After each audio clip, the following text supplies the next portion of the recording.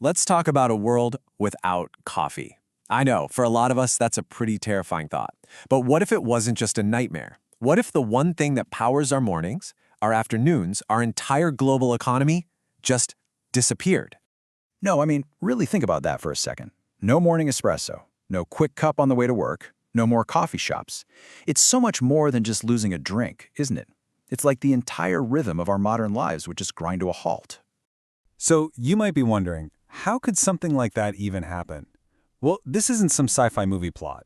The scenario we're going to walk through is actually based on a perfect storm of very real pressures that the global coffee supply is already facing. See, the end of coffee wouldn't be just one single event. It would be a catastrophic domino effect, a terrible trifecta of crises, environmental, biological, and financial, all hitting at once, creating a spiral that could lead to coffee's permanent end. Okay, so first, the very ground crumbles. Coffee plants, believe it or not, are incredibly fussy. They can only grow in this very specific, narrow strip of land around the equator called the bean belt. But as global temperatures climb and the weather gets more and more chaotic, that vital land starts to shrink. It just becomes biologically impossible to grow coffee there anymore. Now, with all those plants already weakened by climate stress, the second domino falls: agricultural collapse.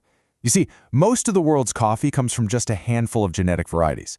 It's what we call a monoculture, and that creates a massive vulnerability.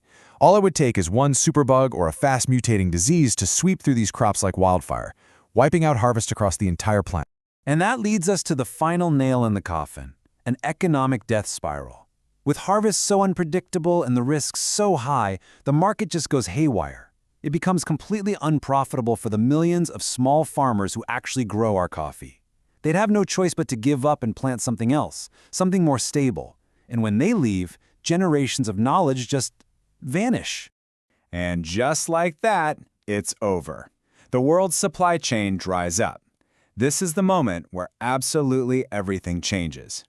The aftermath isn't slow. It's not gradual. It's a sudden planetary shockwave that hits every single part of modern society all at the exact same time. What happens immediately is something we've literally never seen in human history, a global neurological shock. For the first time ever, a huge chunk of the world's population would go into caffeine withdrawal, all at once. We're not talking about a few million people feeling sluggish. We are talking billions. Think about that. Entire continents worth of people, from surgeons to pilots to the folks running our power grids, all suddenly stripped of the one stimulant our modern world was built on. And this is way bigger than just headaches and feeling tired. A worldwide withdrawal event triggers a productivity crisis on a scale we can't even imagine. Supply chains would just stop. Markets would plunge into panic. Whole sectors of the global economy could effectively just shut down. But, out of all that chaos, something really unexpected would start to happen.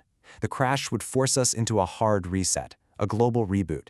Humanity wouldn't just recover, it would have to reinvent a whole new way of living.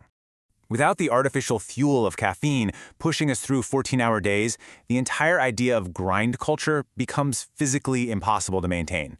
The constant hustle, the idea that being busy is a badge of honor, all of that would just stop.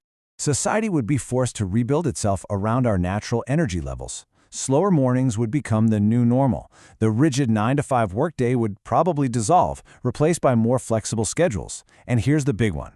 Rest would no longer be seen as laziness, but as a totally essential part of being productive. But of course, people are incredibly resilient. We're creatures of ritual. So that social space left behind by the coffee shop, it would get filled, and quickly. We wouldn't stop connecting with each other. We'd just find new things to connect over.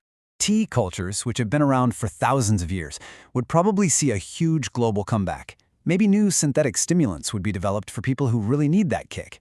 But what's most exciting is that totally new social habits would be created, leading to a much richer and more diverse world of daily rituals.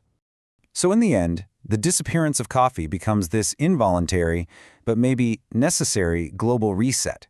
It exposes just how fragile our systems are, but it also shows our incredible ability to adapt and reinvent ourselves. And that kind of leaves us with one final big question to chew on.